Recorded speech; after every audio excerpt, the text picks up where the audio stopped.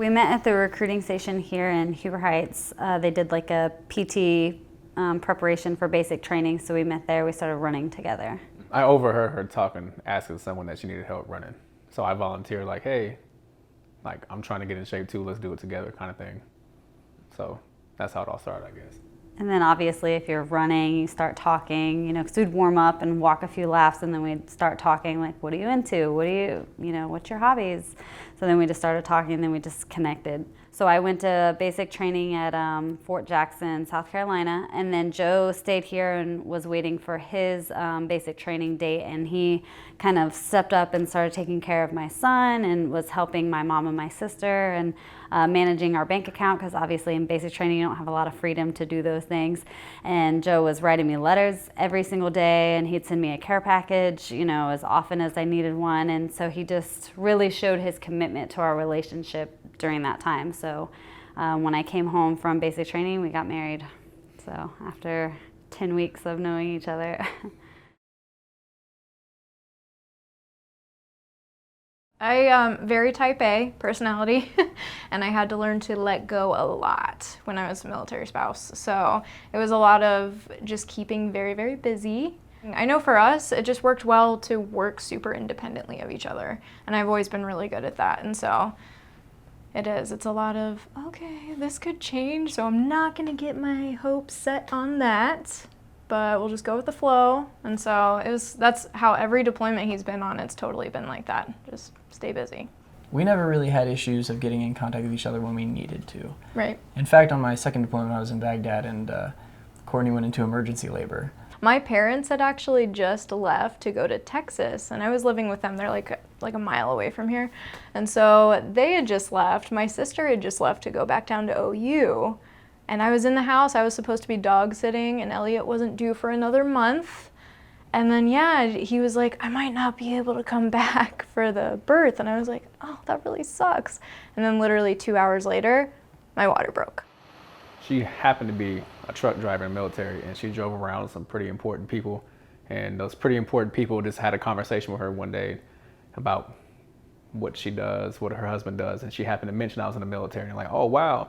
Where is he? And she was like, oh, he's still in training. It's like, oh, it's not too late then. Do you want him to come here? And she was like, I mean, that'd be sweet. And then, of course, she got in trouble for saying that. And then, sure enough, I mean, you always hear everyone say things, and you never really know if they're really serious. But they were serious, and they got me orders to her exact unit. And as soon as I got to Fort Sill, I got the orders to deploy. And The colonel that had implemented this whole idea, he had went through something similar with his wife. They were dual military, and they got separated for 3 years because of opposite deployment rotation. So he was sympathetic to the situation. He was like, you know, if you get home, your husband's gonna deploy. And I was like, you know, that's our biggest fear. And so he was like, well, if I can get him on this deployment, would that be helpful? And I was like, absolutely. He's like, because then you'd at least somewhat be on the same deployment cycle. So that's kind of how that all got initiated. They really made it happen. I joined the Army in 2000, and I was a diesel mechanic, all-wheel vehicle diesel mechanic and recovery specialist. I get home from Korea, and then he got orders for Iraq, so he went first. He would often go dark when they lost soldiers, so it would be sometimes a week or more without hearing from him. And it would be especially those times when I wouldn't answer the door, would only answer phone calls that I knew, wouldn't let anybody at work approach me that I didn't know. Our daughter did not, she stopped talking when he left. So she was at the stage where she could say a few words, and was doing okay, just like all the other kids, but she just quit when he left. She would only say 5 words.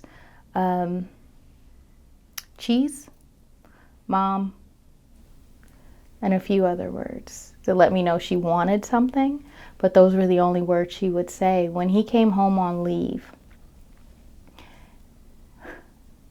she started talking in sentences. It was the craziest thing ever. I took her to the doctor. I was like, is everything okay? Is this something we need to be worried about? The doctor said we're seeing this a lot in this area because all the soldiers are being deployed and she should be just fine. Give her a chance. When he left again, so he only came home on leave, when he left again, she again stopped talking. And when he came back, she didn't start talking right away. She was like, yeah, I ain't pulling one over on me this time. I'd like to start by saying I had an amazing support system here and over there. I was working for the 1st Infantry Division staff. The same day that the colonel I worked for told me, you're not going back unless it's an emergency birth. It was an emergency birth, like she wasn't even awake yet. Ryan, we're sending you back. And all I knew that it was an emergency birth, and it was like almost 6 weeks before he was due. 24 hours later, I was there. But I'll tell you, that was the longest 24 hours of my life. I was very stressed out. Yeah. It was a very nervous Ryan Lay sitting in Amsterdam for a couple hours on a layover, but everything went well.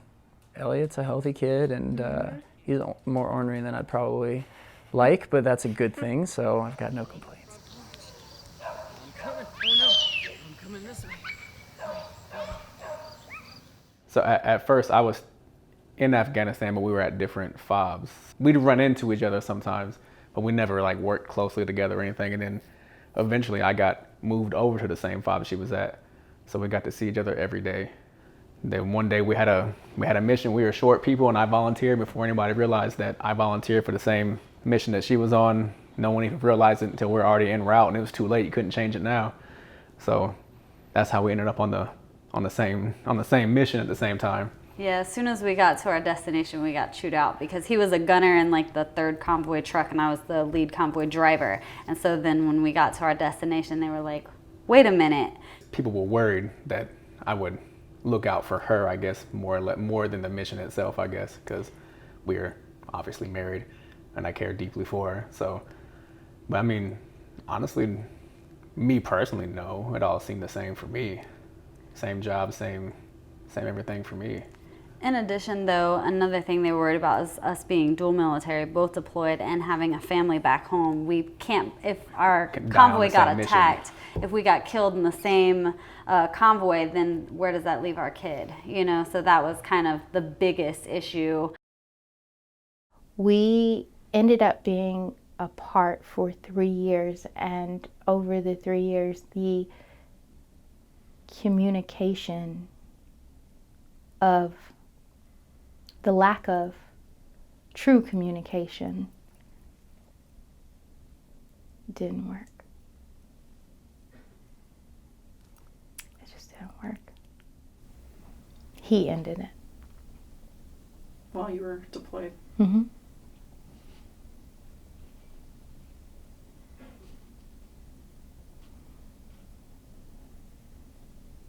And then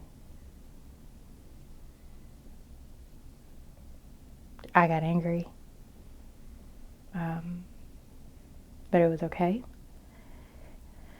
And I had to focus on staying safe. And so that's what I did. We actually got a lot of kickback from the other soldiers that we were deployed with that were pissed off that we were together. And we're like, you don't know the hoops we had to jump through, you know, and Joe's thing would always be, tell your wife to join the military then. This right. Isn't easy, you know? And they're like, well, it's not fair. You guys get to be deployed together. And like, well, then tell your wife to join, you know? Of course it is. My wife gets shot at every day while your wife's at home sleeping in bed. Like, yeah. Of course it's fair. Yeah. Of course that's fair. So there was some definite kickback though, but I mean, I didn't care. I got to deploy with my wife and be next to my wife and see that she was safe every day and see her face every day, and so I wasn't upset. I mean, and I was proud of her too. I mean, it takes a lot of, I guess, guts to be in a brand new relationship and still join the military and find a place for your son to stay and not know when you deploy if you're going to come back or if you're even going to see the family you just tried to start building. Like, it takes a lot of guts to do that. So I was super proud of her. I didn't care what anyone had to say. I'm proud of us and what we did together and how we decided to do it. So the first time that we were looking for houses was Oh, it was yeah. the first deployment where we bought the duplex. Yeah, that was Yeah. that was an adventure, Yeah. looking for houses without him. We had talked before he even left about wanting to own a rental at some point. been It great. was not perfect though. Yeah. Yeah, like there were definitely no. hiccups. So we don't want Yeah. anyone to think like, oh, how'd they have it so easy? No, for sure. Like we didn't do anything with a realtor, and that made it a little bit just different from a normal home buying experience. But also because he was so far away, right before we bought the house, there was like a tiny little freak out. I was at the paperwork signing thing with all the people there. We had the owner, we had like our mortgage dude there, the title company, and I was getting ready to sign papers, and he's like, I don't know if I want to do this. And I was like, this is really bad timing. Are you serious? That was probably the first big purchase, and yeah, I got cold feet. And you know, I'm not ashamed of that. But yeah, I did. I got cold feet, and it was It was a big Yeah. deal. We ended up talking on the phone about it and kind of just communicating, working through it. there was the trust there, and we talked about it, and By the end of the conversation, we're like, okay, we're good. Got all this stuff we were stressed out about out in the air. We found a solution, and we just had to schedule the signing for another day. I think I did an okay job as a Yeah. military spouse while oh it yeah, lasted. you're the best military spouse I ever had. Yeah. Oh, thanks. Yeah. When I came home on leave, my mother had stayed with them from time to time to help take care of her. And so she knew my mother well. She knew her father well. And I thought that she knew me well, right? She saw me, she gave me hugs and kisses and the whole nine. And looking back, she did that because everybody else was doing that, right? Everybody else was happy to see me, everybody else. So I get there and our baby's there, and I hadn't seen her in such a long time, and she's much bigger and all this other stuff. And so the day settles down and we're staying at my aunt's house, and this was like the worst day of my life because she didn't know who I was.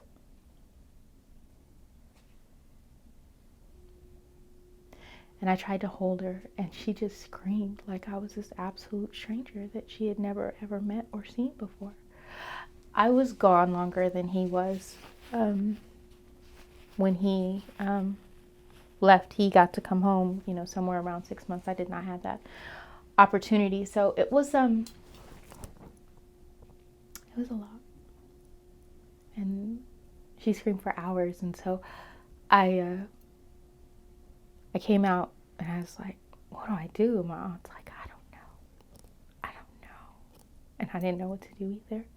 And so it was like, well, do I call my mom back? Because she was cool when my mom was there. She knew my mom. But she has to know me, right? I held her just close to me and let her cry. And then I just cried too. And I just let her scream bloody murder until she fell asleep. And I fell asleep holding her, sitting straight up against the wall on the floor. And then the next morning, my mom showed up again, and it was slightly better. And then when my mom left, she was cool, a little distant, but she was cool. And then we were okay. How's your relationship now? With my daughter? Oh, it's great. She says I'm her best friend, and every day when I walk in, I get a hug. And she's, you know, in her upper teens, and so it's nice that, you know, I can still hold her hand, and we can still be in this phase that a lot of parents don't get when, you know, their kids are teenagers. So it's really, we're really fantastic. And she has an excellent relationship with her father also. My oldest that went through the deployment with us, you know, experienced being home and having to communicate. We talk about it a lot, and he's very proud that I served, and you know, he tells everyone possible that he can tell, you know, my mom was in the Army and my mom was a convoy driver and my mom has a combat action badge, and he understands what it means to us as well as how much it means to him. He's very proud of me and Joe for the sacrifices that we made, and he says that a lot. Like, I know, Mom, you know, he's 14 now, so he says, I know you made a lot of sacrifices, but, you know, I appreciate you for it. I got a combat action badge from one of the convoys that I went on. We engaged the enemy, so I got the combat action badge for that, and then we have that on my license plate as well, and then a U.S. Army sticker.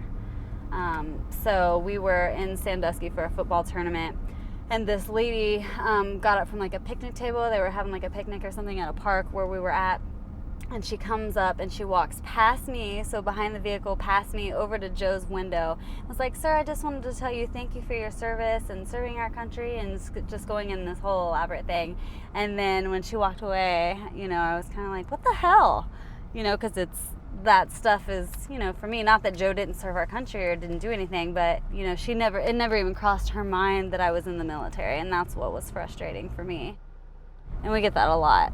I don't know, we kind of just smile and laugh about it now because it happens so often, so I don't really think much of it. I mean, people are trying to do the right thing and be nice and reach out and say thank you to somebody, so we don't like hold a grudge or we're not angry at anybody. But I know immediately what she's thinking, and she knows immediately what I'm thinking. And people mean the right thing. It's just they never ever assume. And it's her too, because she's also a smaller lady. She's not big and scary, so people automatically assume it's definitely not her, no matter what. So it's pretty interesting. You know, my rule of thumb is assume it could be anyone. You know, when I see a female out, I'm like, I wonder if she was in the military, or, you know, something along those lines, instead of thinking it could have never been her. You know, I always assume the opposite, that anybody is capable of breaking the stereotype.